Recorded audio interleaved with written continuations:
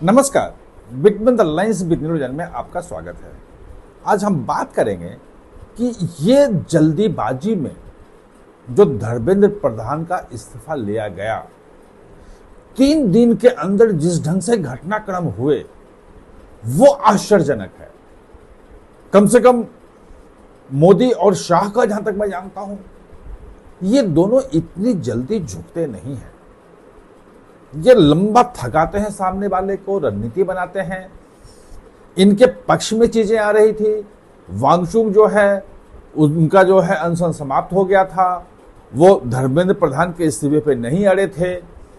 जो जंतर मंतर वाला जो गुट था, यूथ प्रदर्शनकारी दीप का, वो अड़े हुए थे कि इस्तीफा चाहिए, उसके बिना कोई बात नहीं हो सकती है। बाकी जो दोनों मांगे वो सेम थी, जो वांगचुक की थी कि भाई किसी के खिलाफ कोई केस नहीं होना चाहिए, प्रदर्शनकारियों के खिलाफ, और सारे केस वापस ले लो, और उनको जो मुआवजा देना है, जो छात्रों ने आत्महत्या की है नीट पेपर रद्द होने के बाद, वो उनको मुआवजा दो। ये पहले भी सरकार मांग चुकी थी।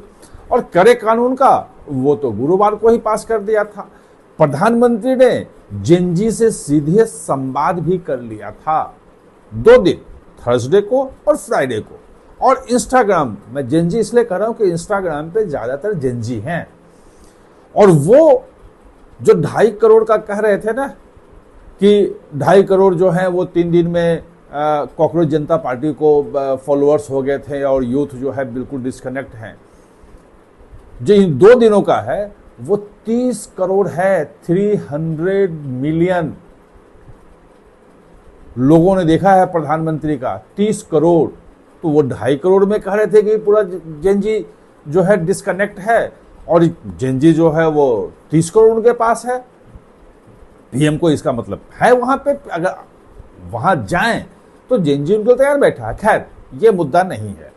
मुद्दा ये है कि ये सब कुछ होने के बावजूद भी जो फ्राइडे की बातचीत हुई और जो सैटरडे की बातचीत हुई, और सैटरडे को दोपहर में ही 2 बजे धर्मेंद्र प्रधान का इस्तीफा क्यों हो गया? ऐसी क्या रिपोर्ट थी, खुफिया रिपोर्ट? अभी सारी चीजें खुल के आनी है बाकी, लेकिन जो चीजें सामने आ रही है वो बहुत ही खतरनाक है। वो दिल दहलाने वाला है। वो आप सोचेंगे, आपके रोंगटे खड़े होंगे कि क्या इतनी खतरनाक तैयारी थी? क्या देश को जलाने की तैयारी थी? सरकार को गिराने की पूरी तैयारी थी? जैसे 1990 में वो गोस्वामी, एक जो राहुल गोस्वामी शायद नाम था, मैं नाम भूल रहा हूं, जो मंडल कमीशन का जब रिपोर्ट लागू हुआ था पिछड़ा वर्ग को आरक्षण वाला, तो दिल्ली यूनिवर्सिटी में उन्होंने जो आत्मदाह किया था। खैर, उस वक्त वो बच गए थे, बाकी जगह भी कई जगह आत्मदाह हुए थे। 2004 में उनकी मौत हुई, जहां तक मुझे जानकारी है। लेकिन उसके बाद वीपी सिंह को इस्तीफा देना पड़ा था। वीपी सिंह की सरकार उसके बाद 91 के बाद नहीं रह पाई थी। वो कुछ दिनों बाद ही, कुछ महीने बाद ही चंद्रशेखर आ गए थे। तो मेरा 1990 में जो हुआ, जो लागू किया, और उसके बाद जो सब चीजें घटनाक्रम हुई, तो क्या ऐसी कोई साजिश थी यहां पे, या इससे भी बड़ी साजिश थी? 2-3 चीजें बड़ी क्लियर निकल के आ रही है। एक तो ये बात जो है खुफिया रिपोर्टों में कई जगह आई है, वेरीफाई अभी होना है, मैं भी उसमें लगा हुआ हूं, कि 3-4 बच्चों को आत्मदाह के लिए तैयार किया जा रहा था कि बस सिर्फ आग लगाना है, बाकी सब बचा लेंगे। और वो एक खबर बने, फ्लेयर हो कि देखो पेपर लीक मामले में धर्मेंद्र प्रधान के इस्तीफे को लेके छात्रों ने 2 या 3 ने 4 ने आत्मदाह करने की कोशिश की। ये साजिश हो रही थी। हो सकता है निश्चित रूप से जो कॉकरोच जनता पार्टी के लोग हैं या जो प्रदर्शन करने वाले उसका कहेंगे, इनकार करेंगे कि नहीं, ऐसे कुछ नहीं, ये प्रोपेगेंडा है, ये पुलिस का प्रोपेगेंडा है। लेकिन अगर पुलिस से कोई रिपोर्ट इस ढंग से निकल रही है, उनको चीजें आ रही है, वाइड पे अगर ये जनरेट हो रही हैं, तो ये गंभीर मामला है। क्योंकि जब हो जाएगा तो फिर ये कहेंगे पुलिस को मालूम ही नहीं था ये हो गया। क्या कर रही थी पुलिस? तो पुलिस फेल्योर है। जो खुफिया विभाग है, आईबी है, वो फेल्योर है, अमित शाह का फेल्योर है, इंटेलिजेंस फेल्योर है, तमाम चीजें हो जाती है वो।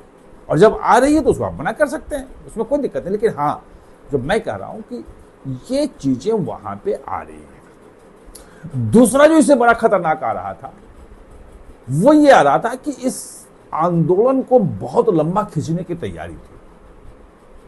फिर धर्मेंद्र प्रधान का इस्तीफा हो, कुछ भी हो, वो मांगे बढ़ती चली जाती है और मोदी इस्तीफा दो तब हटेंगे, ये करेंगे, और पूरे दिल्ली को कियोश करने की तैयारी थी। और उसके लिए किसानों को 27 तारीख को यानी मंगलवार को वो धरने में जुड़ने की बात थी वो, और किसानों ने दिखाया था। भाई 2021 में तो 1 साल तक धरना देते रहे किसान, पूरा बॉर्डर जाम रहा, और अंत में जो तीनों बिल थे, कानून थे, बिल क्या, भूमि सुधार से जुड़े हुए, वो सरकार को वापस लेने पड़े थे। मोदी को कहना पड़ा था कि भाई ये सही है, लेकिन कुछ लोगों को मैं समझा नहीं पाया, वो वापस ले लिए। और जो आंदोलनकारी थे उनको लग रहा था कि ये जिंजी कब तक रुकेगा, कोई ठिकाना नहीं है, किस दिन इनका मोह भंग हुआ तो ये चल पड़ेंगे। भाई जिंजी तो ऐसे ही होते हैं, और इस्तीफा हो गया तो वो और चले जाएंगे। तो मंगलवार से कई किसान आंदोलन, कई किसान जो हैं संगठन, कुछ के उसमें जुड़ने की बात थी। और कल चरहुनी जो है वहां गए भी थे, और 4-5 दिन पहले आपने देखा था कि सिंधु बॉर्डर पे कैसे किसान आ गए थे ट्रैक्टर पर लेके। एक तरफ का सड़क जो है वो जाम करना पड़ा था, गाजियाबाद में आ गए थे, वो पुलिस ने उसको गिरफ्तार किया, 30-40 थे कि हम सहयोग करने जा रहे हैं। तो ये जो घटनाक्रम है ये बिल्कुल साफ साफ दिखा रहा है कि एक बहुत बड़े साजिश की तैयारी थी, दिल्ली को दहलाने के, पूरे देश में अराजकता फैलाने की तैयारी थी। और अगर सरकार तत्काल कुछ नहीं करती तो जो वेस्टेड इंटरेस्ट थे वो इस धरने को खत्म नहीं होने देते। अब ध्यान दो, कल जब प्रेस कॉन्फ्रेंस हो रहा था और जैसे ही उसने बताया कि हाँ हमारी मांगे मान ली गई हैं, हम अब धरना खत्म करेंगे, जितेंद्र सिंह ने कहा कि भाई तत्काल इमीडिएट बोलो कि इमीडिएट हम धरना खत्म कर रहे हैं। और फिर आशुतोष लंका ने कहा कि हम इमीडिएट जो है ये अपना प्रदर्शन वापस ले रहे हैं, धरना खत्म कर रहे हैं। और जो छात्र जो प्रदर्शन करने आए हैं युवाओं से, उनसे अनुरोध करता हूं कि वो अपने अपने घर वापस लौट जाएं, हमारी तीनों मांगे पूरी हो गई हैं। वो इमीडिएट शब्द पे जो जितेंद्र सिंह ने जोर दिया ना, वो महत्वपूर्ण है।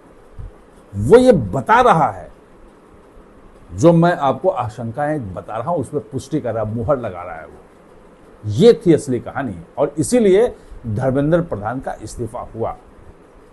आप हमारे साथ जुड़े, इसके लिए बहुत बहुत धन्यवाद।